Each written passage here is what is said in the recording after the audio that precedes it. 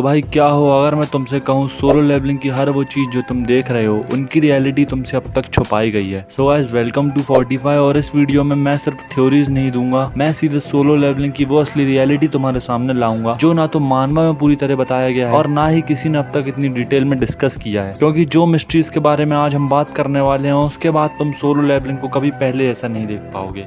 तो स्टार्ट करते हैं उस चीज से जिसने जिन्वू की जिंदगी बदल दी, द सिस्टम। पहले लगा था ये सिर्फ लेवल अप करने का जरिया है, लेकिन जरा सोचो ये अचानक कहां से आ गया बिना किसी एक्सप्लेनेशन के। एक कमजोर हंटर को इतनी पावर कैसे मिल गई? तो स्टार्ट करते हैं द सिस्टम से जिसने जिन्वू जैसे कमजोर हंटर को शैडो मोनार्क बना दिया। क्या वो सिर्फ एक गेम इंटरफेस था या किसके पीछे कोई लिविंग कॉन्शियसनेस थी? सोचो ये जिन्वू को पेनल्टीज देता है, क्वेस्ट देता है बिना किसी सवाल के। ये बिल्कुल ऐसे काम करता है जैसे कोई इसे कंट्रोल कर रहा हो। मानवा में हम आर्किटेक्ट के बारे में जानते हैं, लेकिन वो कहता है उसने सिस्टम बनाया। अगर आर्किटेक्ट ने सिस्टम बनाया है तो फिर आर्किटेक्ट किसने बनाया? क्या वो खुद किसी बड़े मास्टर प्लान का पार्ट था? पहली थ्योरी कहती है आर्किटेक्ट सिर्फ एक एआई नहीं था, बल्कि वो एक एशियंट रूलर या मोनार्क था जिसे एब्सोल्यूट बीइंग ने कंट्रोल करने के लिए बनाया था। इसका मेन मोटिव था एक ऐसा वेसल बनाना जो दोनों फैक्शंस को हरा सके। सिस्टम के पीछे एक थ्योरी और भी है कि सिस्टम एब्सोल्यूट बीइंग का डायरेक्ट क्रिएशन था। उसने इसे बनाया ही इसलिए था ताकि वो मोनार्क्स और रूलर्स की लड़ाई को कंट्रोल कर सके और अपने लिए एक अल्टीमेट वॉरियर, एक शैडो मोनार्क बना सके। लेकिन द सिस्टम और मोनार्क्स का कनेक्शन इससे भी गहरा है। आगे हम बात करेंगे मोनार्क्स की रियलिटी की और उनकी लड़ाई का वो रहस्य जो शायद ह्यूमैनिटी के लिए कभी था ही नहीं। ह्यूमंस हमेशा सोचते रहे कि मोनार्क्स और रूलर्स पावर और डोमिनेशन के लिए लड़ रहे थे, लेकिन इसके पीछे की थ्योरी ये कहती है कि एब्सोल्यूट बीइंग ने मोनार्क्स और रूलर्स को जानबूझकर बनाया ताकि वो आपस में लड़ते रहें। उसका मोटिव यूनिवर्स में बैलेंस बनाए रखना था। कुछ लोग तो ये भी स्पेकुलेट करते हैं कि एब्सोल्यूट बीइंग कोई एक एंटिटी नहीं बल्कि यूनिवर्स का कलेक्टिव कॉन्शियसनेस है। लेकिन इसमें जिन्वू का रोल क्या वो सिर्फ एक टूल था जो एब्सोल्यूट बीइंग ने मोनार्क्स और रूलर्स को कंट्रोल करने के लिए बनाया था, या फिर जिन्वू ने अपनी पावर से उस साइकिल को तोड़ दिया जो एब्सोल्यूट बीइंग ने क्रिएट किया था? इन सब रहस्यों में सबसे खतरनाक मिस्ट्री है ओरिजिनल शैडो मोनार्क की, द वन एंड ओनली ऐशबॉर्न। सवाल ये है कि उसने मोनार्क्स को छोड़कर रूलर्स का साथ क्यों दिया? क्या उसने मोनार्क्स की रियलिटी देख ली थी और वो इस डिस्ट्रक्शन को रोकना चाहता था? इसके पीछे की थ्योरी सजेस्ट करती है कि ऐशबॉर्न ने जिन्वू को चुना ही इसलिए था ताकि वो सबको ओवरराइड कर सके और मोनार्क्स या रूलर्स किसी का भी पपेट न बने। ऐशबॉर्न ने जिन्वू में एक नई तरह की पावर देख रहा था जो यूनिवर्स को बैलेंस कर सकती थी, ना कि सिर्फ उसे डिस्ट्रॉय। इस हिसाब से जिन्वू सिर्फ एक वेसल नहीं बल्कि एक नया एब्सोल्यूट बीइंग बनने की ताकत रखता है। ये सब थ्योरी सोलो लेवलिंग की उन मिस्ट्रीज के बारे में बताती है जो ना तो मांगा में पूरी तरह एक्सप्लेन किए गए हैं, लेकिन यार असली मजा तो तब है जब हम खुद इस टॉपिक पर गौर करते हैं। तो भाई ये थे सोलो लेवलिंग के कुछ सबसे बड़े मिस्टीरियस सीक्रेट। मुझे लगता है अगर तुम सोलो लेवलिंग के फैन हो मेरी तरह तो तुम्हारा दिमाग घूम गया होगा इन थ्योरीज को सुनकर। कौन सी थ्योरी तुमको सबसे ज्यादा कन्विंसिंग लगी और तुम्हारी थ्योरी क्या है सिस्टम और मोनार्क्स के ओरिजिन पर?